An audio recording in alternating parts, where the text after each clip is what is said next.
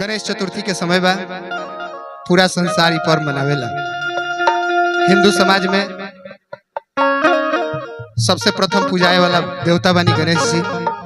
आई हमनियों के कुछ भजन लेके उपस्थित भइल बानी सन। कैसे भक्त गईले हैं दरबार में गणेश भगवान के आ कहले हैं कौन भाव में भैया कि गौरी के ललन हम प्रथम बोलाइले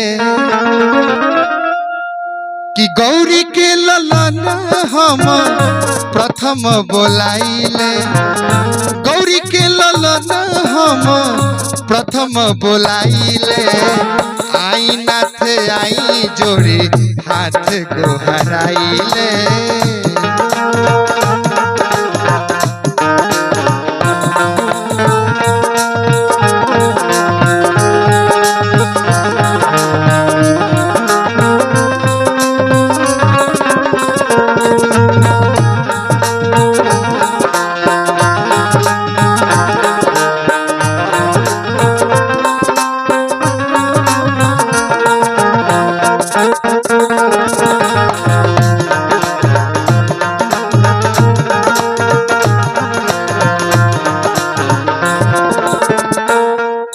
और कहे के बा कैसे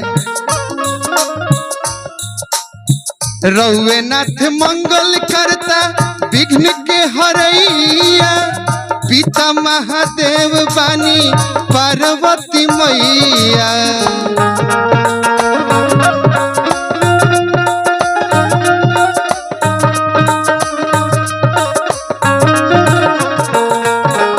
रउए नाथ मंगल करता विघ्न के हरैया पिता महादेव बानी पार्वती मैया।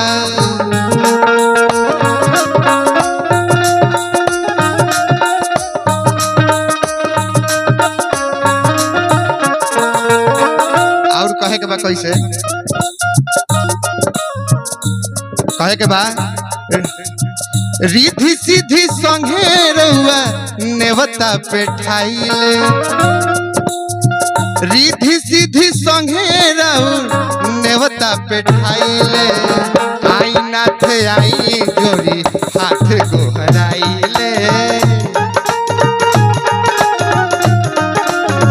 बाबा आई नाथ आई हाथ जोड़ी को हराइले।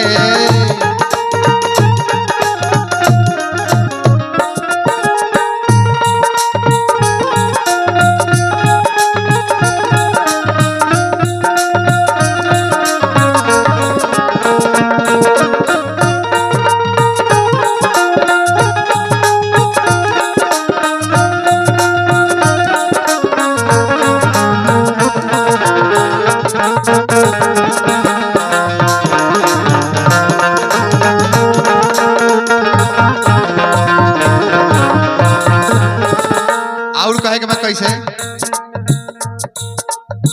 मूस के सवारी चढ़ी आई सब बीच ना तो मुखिया के पगड़ी होई नीचे।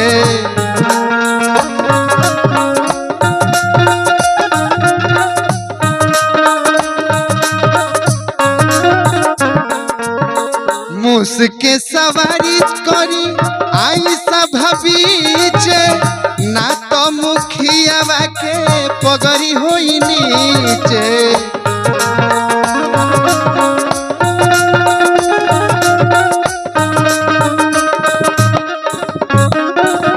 और कहे के बाद कौना भाव में सुनीला की भक्त के लजिया बचाइले सुनीला की भक्त के लजिया बचाइले आई नाथ आई जोड़ी हाथ को हराइले। जय हो आई नाथ आई जोड़ी हाथ को हराइले।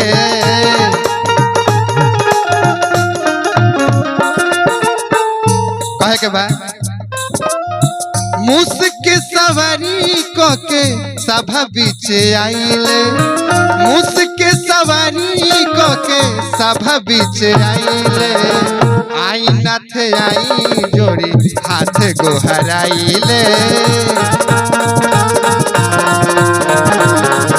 आई नाथ आई जोड़ी हाथ गोहराइले आई नाथ आई जोड़ी हाथ गोहराइले प्रेम से बोल दी गणपति बप्पा की।